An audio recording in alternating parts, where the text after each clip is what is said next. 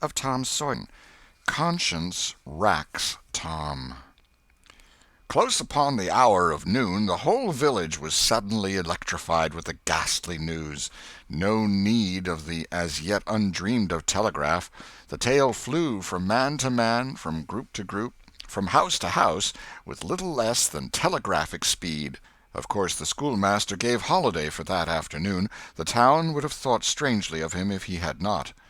A gory knife had been found close to the murdered man, and it had been recognized by somebody as belonging to Muff Potter, so the story ran, and it was said that a belated citizen had come upon Potter washing himself in the branch about 1 or 2 o'clock in the morning, and that Potter had at once sneaked off. Suspicious circumstances, especially the washing, which was not a habit with Potter. It was also said that the town had been ransacked for this murderer (the public are not slow in the matter of sifting evidence and arriving at a verdict), but that he could not be found. Horsemen had departed down all the roads in every direction, and the sheriff was confident that he would be captured before night. All the town was drifting toward the graveyard. Tom's heartbreak vanished, and he joined the procession, not because he would not 1,000 times rather go anywhere else, but because an awful unaccountable fascination drew him on. Arrived at the dreadful place, he wormed his small body through the crowd and saw the dismal spectacle. It seemed to him an age since he was there before. Somebody pinched his arm. He turned, and his eyes met Huckleberry's. Then both looked elsewhere at once, and wondered if anybody had noticed anything in their mutual glance. But everybody was talking, and intent upon the grisly spectacle before them. "Poor fellow! Poor young fellow! This ought to be a lesson to grave robbers. Muff Potter'll hang for this if they catch him." This was the drift of remark, and the minister said, "It was a judgment. His hand is here." Now Tom shivered from head to heel, for his eye fell upon the stolid face of Injun Joe. At this moment the crowd began to sway and struggle, and voices shouted, "It's him! It's him! He's coming himself!" "Who? Who?" from 20 voices. "Muff Potter." "Hello, he's stopped! Look out, he's turning! Don't let him get away!" People in the branches of the trees over Tom's head said he wasn't trying to get away, he only looked doubtful and perplexed. "Infernal impudence," said a bystander. "Wanted to come and take a quiet look at his work, I reckon. Didn't expect any company." The crowd fell apart now, and the sheriff came through, ostentatiously leading Potter by the arm. The poor fellow's face was haggard, and his eyes showed the fear that was upon him. When he stood before the murdered man he shook as with a palsy, and he put his face in his hands and burst into tears. "I didn't do it, friends," he sobbed. "'Pon my word and honor, I never done it." "Who's accused you?" shouted a voice. This shot seemed to carry home. Potter lifted his face and looked around him with a pathetic hopelessness in his eyes. He saw Injun Joe and exclaimed, "Oh, Injun Joe, you promised me you'd never—" "Is that your knife?" And it was thrust before him by the sheriff. Potter would have fallen if they had caught him and eased him to the ground. Then he said, "Something's told me if I didn't come back and get—" He shuddered, and then waved his nerveless hand with a vanquished gesture and said, "Tell him, Joe, tell him! It ain't any use any more." Then Huckleberry and Tom stood dumb and staring, and heard the stony-hearted liar reel off his serene statement, they expecting every moment that the clear sky would deliver God's lightnings upon his head, and wondering to see how long the stroke was delayed. And when he had finished, and still stood alive and whole, their wavering impulse to break their oath and save the poor betrayed prisoner's life faded and vanished away, for plainly this miscreant had sold himself to Satan, and it would be fatal to meddle with the property of such a power as that. "Why didn't you leave? What did you want to come here for?" somebody said. "I couldn't help it, I couldn't help it," Potter moaned. "I wanted to run away, but I couldn't seem to come anywhere but here." And he fell to sobbing again. Injun Joe repeated his statement just as calmly a few minutes afterwards on the inquest, under oath, and the boys, seeing that the lightnings were still withheld, were confirmed in their belief that Joe had sold himself to the devil. He was now become to them the most balefully interesting object they had ever looked upon, and they could not take their fascinated eyes from his face. They inwardly resolved to watch him, nights, when opportunity should offer, in the hope of getting a glimpse of his dread master. Injun Joe helped to raise the body of the murdered man and put it in a wagon for removal, and it was whispered through the shuddering crowd that the wound bled a little. The boys thought that this happy circumstance would turn suspicion in the right direction, but they were disappointed, for more than one villager remarked, "It was within 3 feet of Muff Potter when it done it." Tom's fearful secret and gnawing conscience disturbed his sleep for as much as a week after this, and at breakfast one morning Sid said, "Tom, you pitch around and talk in your sleep so much that you keep me awake half the time." Tom blanched and dropped his eyes. "It's a bad sign," said Aunt Polly gravely. "What you got on your mind, Tom?" "Nothing. Nothing to know of." But the boy's hand shook so that he spilled his coffee. "And you do talk such stuff," Sid said. "Last night you said, 'It's blood, that's what it is.'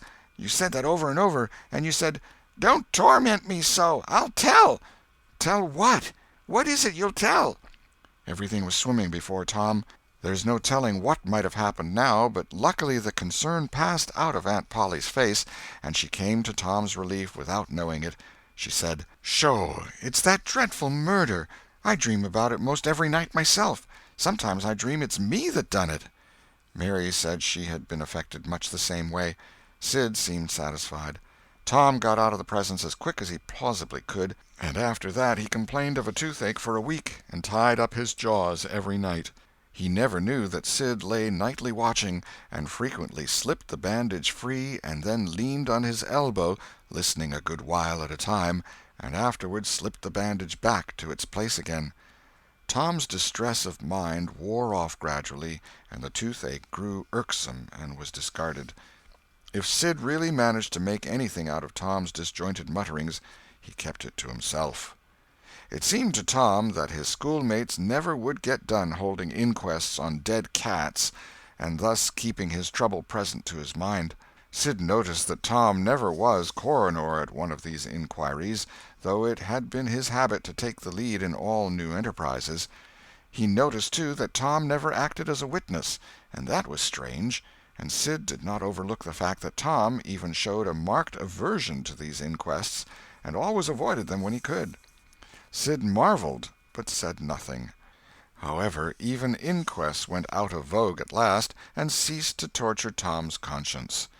Every day or two, during this time of sorrow, Tom watched his opportunity, and went to the little grated jail window and smuggled such small comforts through to the "murderer" as he could get hold of. The jail was a trifling little brick den that stood in a marsh at the edge of the village, and no guards were afforded for it. Indeed, it was seldom occupied. These offerings greatly helped to ease Tom's conscience. The villagers had a strong desire to tar and feather Injun Joe and ride him on a rail for body-snatching, but so formidable was his character that nobody could be found who was willing to take the lead in the matter, so it was dropped. He had been careful to begin both of his inquest statements with the fight, without confessing the grave robbery that preceded it. Therefore it was deemed wisest not to try the case in the courts at present. End of Chapter 11. Chapter 12. The Cat and the Painkiller. One of the reasons why Tom's mind had drifted away from its secret troubles was that it had found a new and weighty matter to interest itself about. Becky Thatcher had stopped coming to school. Tom had struggled with his pride a few days, and tried to whistle her down the wind, but failed. He began to find himself hanging around her father's house nights, and feeling very miserable. She was ill. What if she should die? There was distraction in the thought. He no longer took an interest in war, nor even in piracy. The charm of life was gone. There was nothing but dreariness left. He put his hoop away, and his bat. There was no joy in them any more. His aunt was concerned. She began to try all manner of remedies on him. She was one of those people who are infatuated with patent medicines and all new-fangled methods of producing health or mending it. She was an inveterate experimenter in these things. When something fresh in this line came out, she was in a fever, right away, to try it. Not on herself, for she was never ailing, but on anybody else that came handy. She was a subscriber for all the health periodicals and phenomenological frauds, and the solemn ignorance they were inflated with was breath to her nostrils. All the rot they contained about ventilation, and how to go to bed, and how to get up, and what to eat, and what to drink, and how much exercise to take, and what frame of mind to keep one's self in, and what sort of clothing to wear, was all gospel to her, and she never observed that her health journals of the current month customarily upset everything they had recommended the month before. She was as simple-hearted and honest as the day was long, and so she was an easy victim. She gathered together her quack periodicals and her quack medicines, and thus, armed with death, went about on her pale horse, metaphorically speaking, with the hell following after. But she never suspected that she was not an angel of healing and the balm of Gilead in disguise to the suffering neighbors. The water treatment was new, now, and Tom's low condition was a windfall to her. She had him out at daylight every morning, stood him up in the woodshed, and drowned him with a deluge of cold water. Then she scrubbed him down with a towel like a file, and so brought him to. Then she rolled him up in a wet sheet and put him away under blankets till she sweated his soul clean, and the yellow stains of it came through his pores, as Tom said. Yet, notwithstanding all this, the boy grew more and more melancholy and pale and dejected. She added hot baths, sitz baths, shower baths, and plunges. The boy remained as dismal as a hearse. She began to assist the water with a slim oatmeal diet and blister plasters. She calculated his capacity as she would a jug's, and filled him up every day with quack cure-alls. Tom had become indifferent to persecution by this time. This phase filled the old lady's heart with consternation. This indifference must be broken up at any cost. Now she heard of pain-killer for the first time. She ordered a lot at once. She tasted it and was filled with gratitude. It was simply fire in a liquid form. She dropped the water treatment and everything else, and pinned her faith to pain-killer. She gave Tom a teaspoonful and watched with the deepest anxiety for the result. Her troubles were instantly at rest, her soul at peace again, for the indifference was broken up. The boy could not have shown a wilder, heartier interest if she had built a fire under him. Tom felt that it was time to wake up. This sort of life might be romantic enough in his blighted condition, but it was getting to have too little sentiment and too much distracting variety about it. So he thought over various plans for relief, and finally hit upon that of professing to be fond of pain-killer.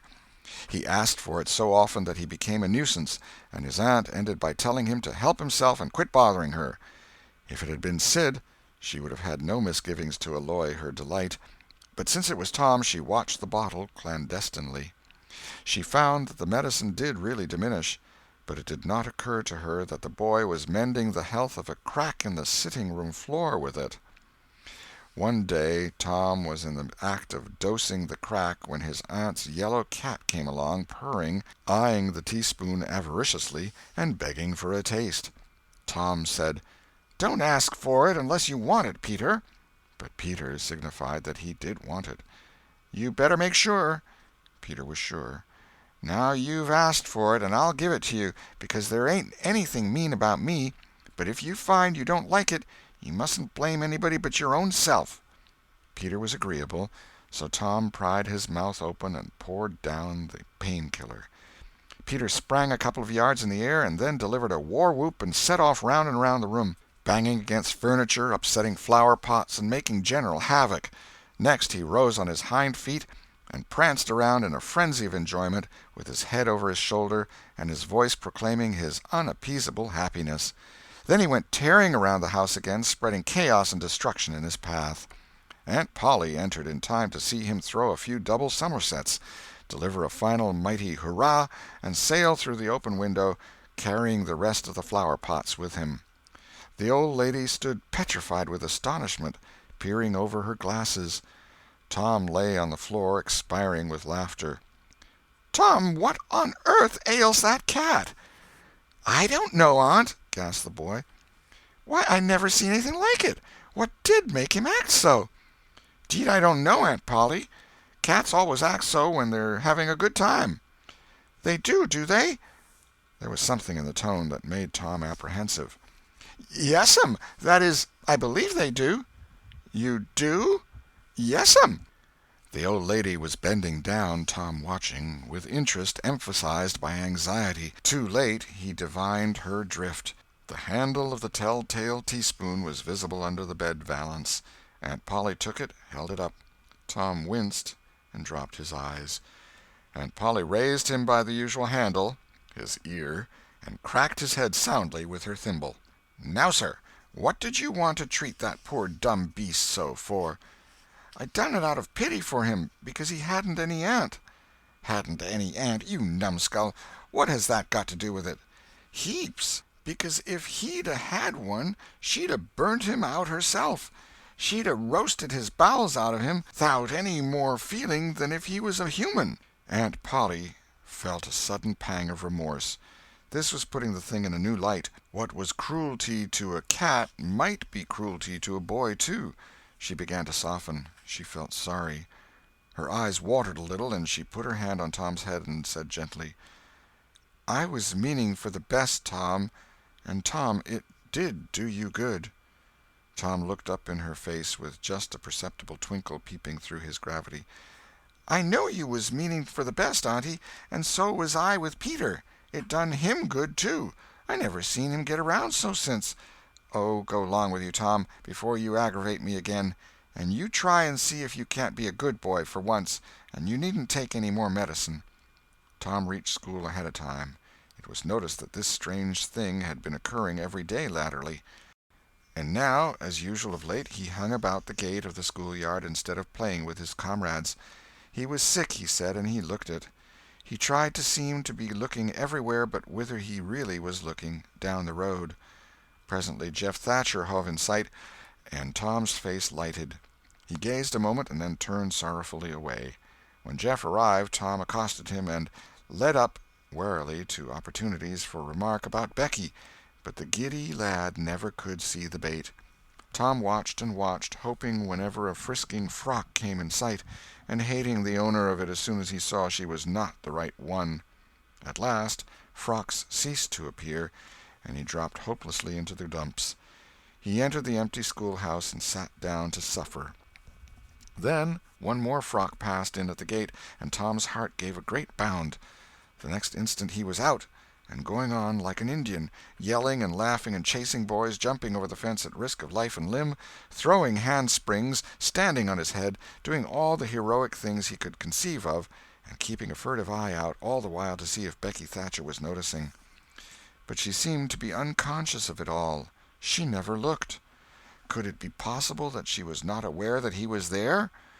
He carried his exploits to her immediate vicinity, came war-whooping around, snatched a body's cap, hurled it to the roof of the schoolhouse, broke through a group of boys, tumbling them in every direction, and fell sprawling, himself, under Becky's nose, almost upsetting her, and she turned, with her nose in the air, and he heard her say, "Humph! Some people think they're mighty smart, always showing off." Tom's cheeks burned. He gathered himself up and sneaked off, crushed and crestfallen. End of chapter 12.